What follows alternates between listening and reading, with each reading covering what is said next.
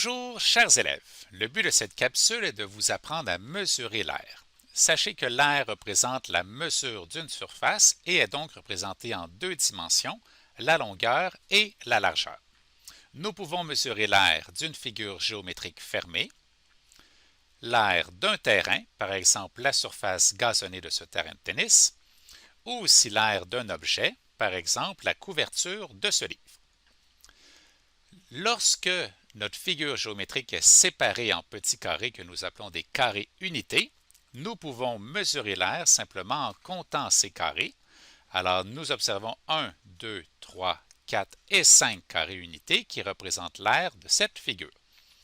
Dans un autre exemple, je retrouve ici 1, 2, 3, 4, 5, 6, 7 et 8 carrés unités qui représentent l'air de cette figure.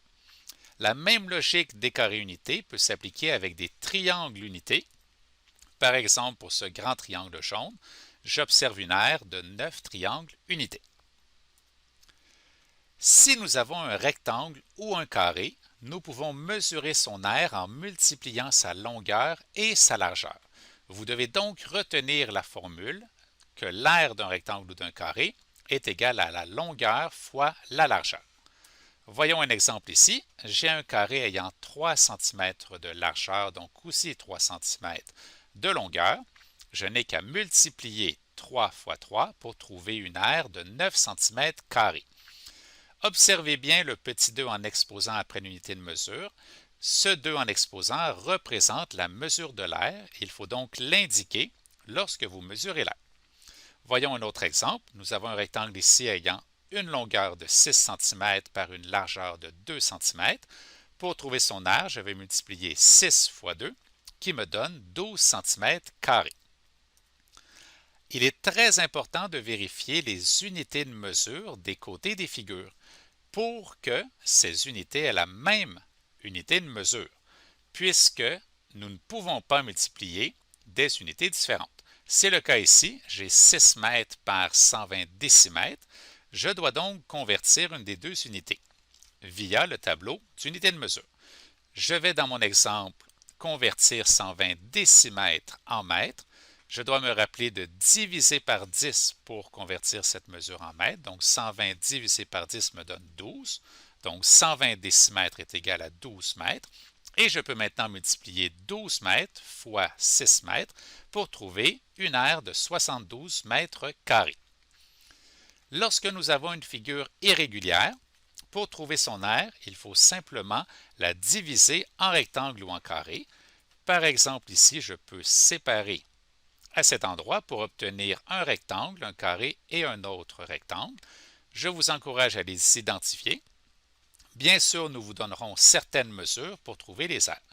Alors, c'est le cas pour l'aire du premier rectangle A. Alors, je connais sa longueur de 6 et sa largeur de 4. Je vais multiplier 6 fois 4 qui me donne une aire de 24 cm carrés.